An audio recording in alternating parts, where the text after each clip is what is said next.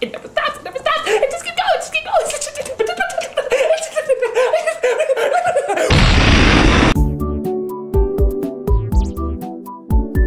Okay. All right, let me start over. Hello, I'm the nostalgia guy, remember it? All right. This movie is not only bad, it is annoying. Ungodly annoying. Just when you think it needs to take a break from being annoying, that's when it gets even more annoying! Okay, let's get the title out of the way, The Magic Voyage.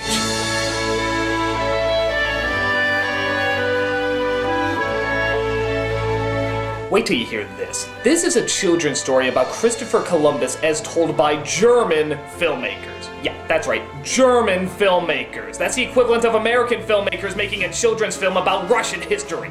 And look how fucking well that turned out! Shit, we can't even get our own history right! So what makes you think the Germans have a shot? But this goes beyond just magical powers, a talking bat, or a talking tree. No, this story goes right off the deep end of the flat friggin' earth. But what makes this film especially horrendous? Oh, you'll see in a moment. Let's dive right into The Magic Voyage. So as the credits roll, we see that the film is too cheap to get opening animation, so they just throw their storyboards at us. We see the narrator starts to talk about the story we're about to see, and yeah, tell me if the voice sounds familiar. A long time ago, people thought the world was flat, and if you sailed uncharted waters, you just might fall over the edge into space. That's right, it's our very own Mickey Rooney. Former biggest star in the world.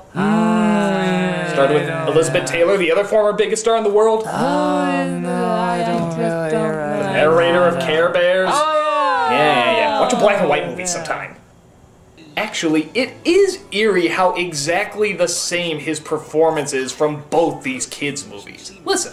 But in 1492, there appeared an Italian navigator, a man with a revolutionary idea. He thought that the world was square, and his name was the Care Bears. Ugh, that smile. As long as I don't have to see him, I'm okay. Here we go! Woo. We then see our main hero of the movie.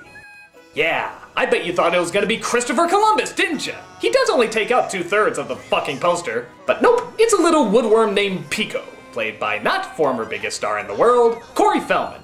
I used to be a bookworm. I sat up on the shelf. I read about exotic... Okay, I'll save you. The singer can't sing, the songwriter can't write, and this has nothing to do with Christopher Columbus. So skip it. But he does eventually come across Christopher Columbus, voiced by, oh, Dom? Why did you have to pick so many bad movies? Do you think I like continually making fun of you? You seemed like a nice guy. I liked you. You were really cool, but yeah, it's the story of America told by Germans. You should know better, Dom. You should know better. But on the bright side, he is Italian, so he can probably do an authentic Italian accent. My map is sure stinker. Or maybe he'll be as authentic as Mario. Hey, at least they're aiming for the popular stereotypes. Hey, I think I'd like to show you something. I think you're gonna like it a lot, too. It's me, Christopher Columbus. It's 1492, and the world is still flat. Maybe it's not so important. Not so important? Are you kidding? Excuse me. Hey.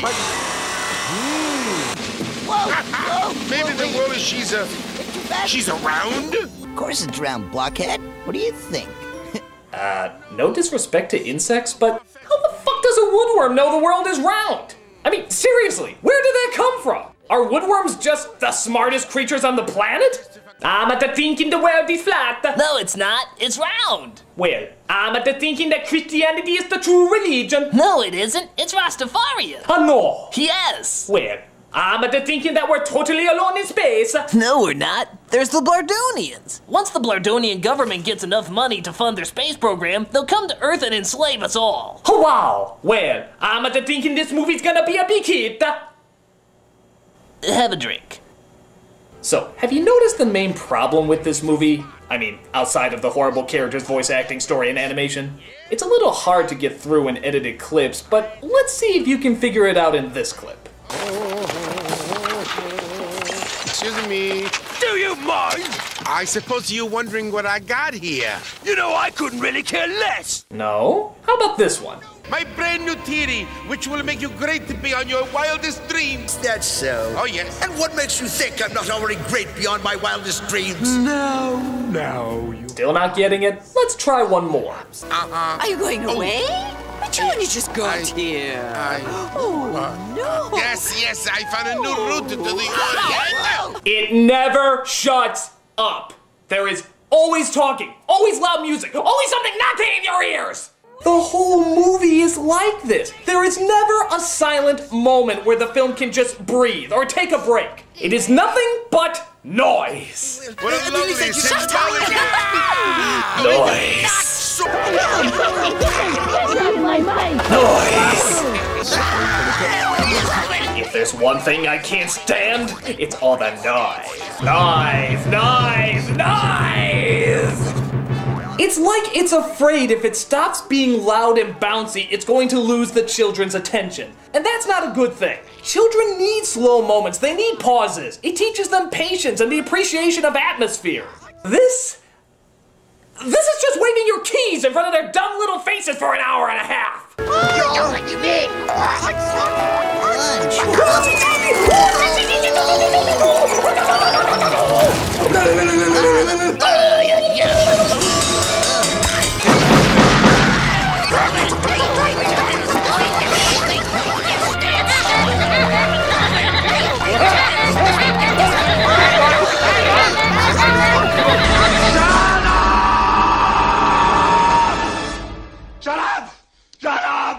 Shut up!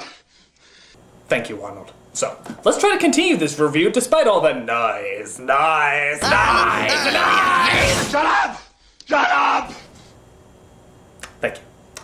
He goes to the king and queen to tell them his idea. Oh, I'm sorry, the woodworm's idea. And they seem to be on board with it. Mostly because the queen has the hots for Columbus. Interesting interpretation. Who's this? No one, dear.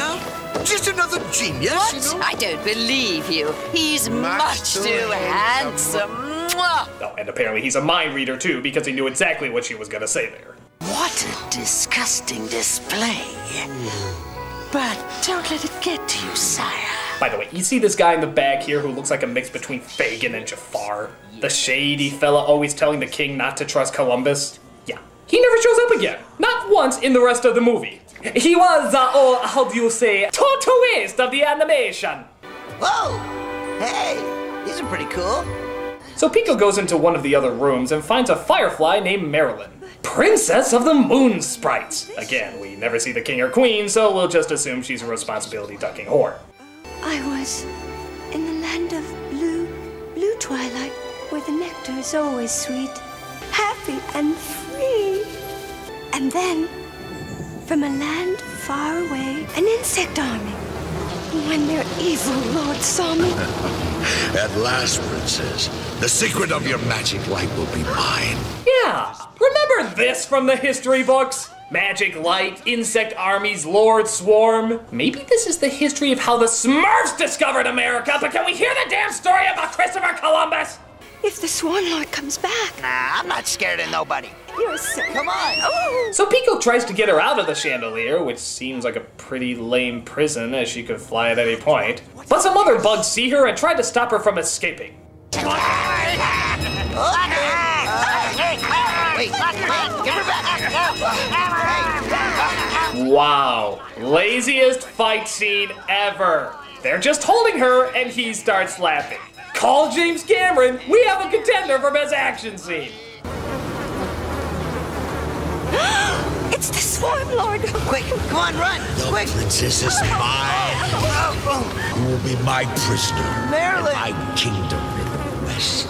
So the Swarm Lord takes her back to his land, which begs the question, why did he bring her there to begin with? And Pico vows to find her. I'll find you. All the way across the ocean. And you'll never guess where the Swarm Lord's land happens to be. That's right, America! What are the odds? So while Columbus happens to be getting ready to go to America, Pico is... asleep? Oh, yeah. I'll find you, Marilyn, all the way across the ocean, right after a teeny-weeny little power nap. Don't want to be groggy! Columbus! Wait, don't leave me! So as the ship sets sail, Columbus suddenly realizes he forgot something. How could I forget about Pico? Pico? Sure, my little woodworm friend. Woodworm? He's the one who told me the world was round.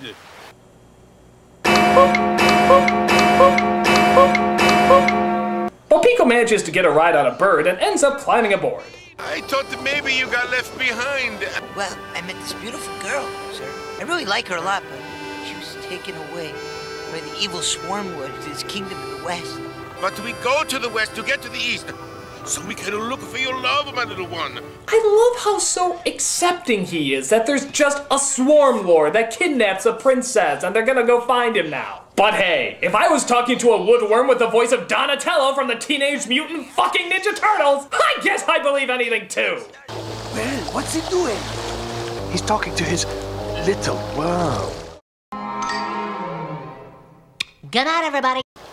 Now, he's kissing the little worm. Ugh, the stuff they're getting away with on kids' shows these days. So while the crew thinks he's crazy, I can't imagine why, Columbus has a relatively pointless dream about finding the new world. The great Christopher Columbus, hero, explorer, genius. Whoa! Wait a minute! What the hell? Did he just pull that spyglass out of his gonads? He did! He just pulled that spyglass out of his nuts! What's the point of that? How did that ever get past German censorship? Don't they have any shame? It's only for a second, but it's just so troublingly confusing. I mean, what the hell do you call that? The Wonder Boner. My wife would like that. Okay, just forget I mentioned it! So as if this movie couldn't possibly be any more batshit crazy, we get this insane dream sequence. It's sort of like watching pink elephants from Dumbo while someone was, oh, I don't know, pulling a spyglass out of your dick. Oh, wait! I knew I would fall off. This must be a dream. What'll I do? What'll I do? What an unusual view. Ah, yes. Oh, it was a dream. So, after that incredibly important scene, we cut to the next night, where it seems like the crew still thinks Columbus is crazy, simply because he talks to a woodworm and says a firefly princess needs rescuing, and they try to do him in. But he sings a song on an accordion, and that seems to make everything okay. Oh, the life the sea is a life for me. No love is a land of we. La la la la la. Well, I guess this is a clear sign that their captain isn't totally insane. Me, I think he's about as valid as Captain fucking Kangaroo. But hey, different strokes, different folks.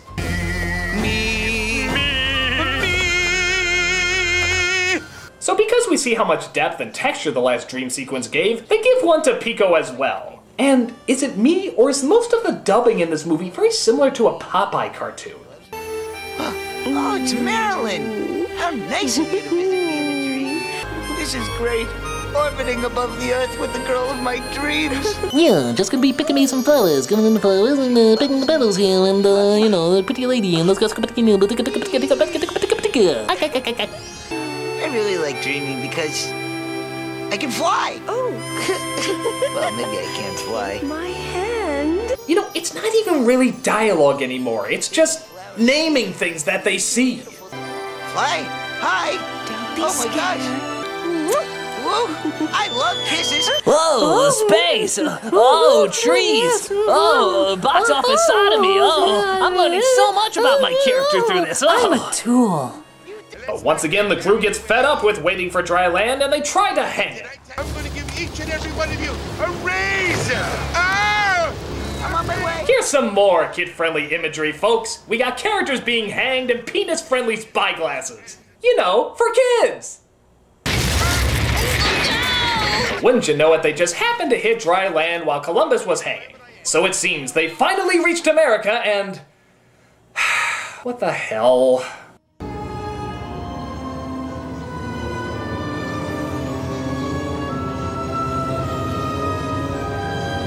Are you awake, my dear? You must share the secret of your magic light.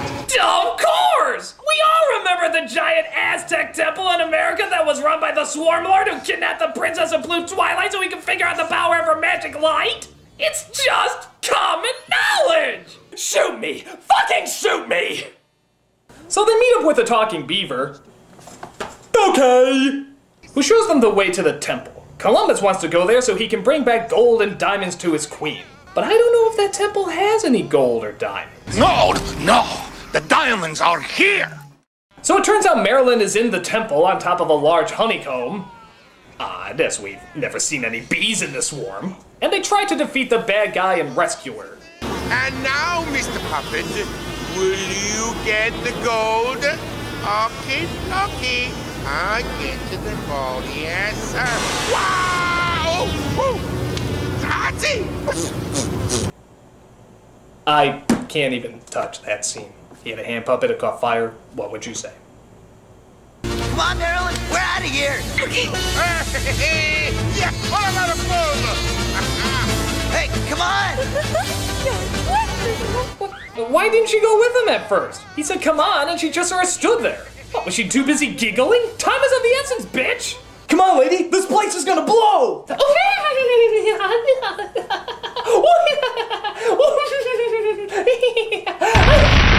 So the beaver eats through the honeycomb. That almost sounds like an innuendo, but I'm not clever enough. And the whole temple somehow comes crackling down because of that. So Pico and Marilyn get back together, and we see the natives of this land. Oh, this ought to be rich. You've stolen our idol, destroyed our sacred temple, Yes, but... and you've made squishy with the swarm. How can we ever thank you? That's right! The Native Americans were honoring the Swarm Lord all this time, and made a giant Aztec temple to honor him. What? Did you think they lived in teepees or something? Pfft, you're a fucking dumbass! You've made squishy with the swarm. How can we ever thank you? The land. Hand it over. We not only discovered the new world, but you were right. The world, she's around. Just think, Pico, because of you and me, one day there's gonna be a big city right here. And there's gonna be a lot of people, tall buildings. Maybe they're gonna name something after us. Who knows? Columbus Circle sounds good to me. Oh, and don't forget about the deslaughtering. Lots and lots of deslaughtering. Don't look up for the G rating in the next one, folks. It's gonna be a bloodbath. So that was... awful! What else can you really say about it? The dubbing sounds like it was done in one go. The history is beyond insulting. The characters are horseshit. Even the animation is inconsistent. Sometimes it almost looks like something from Disney, but then other times it looks like a half-assed Saturday morning cartoon. And of course, it never fucking shuts up. All I gotta say, Germany, is that if this is what you think American history was like, Bugs Bunny was more authentic than you! What's up, Badonks? Indeed, Germany, what the fuck is up? I'm the Nostalgia Critic, and... read a book. The life of the sea is the life for me. No love is a land of we. La la la la la la la la la la la la la la.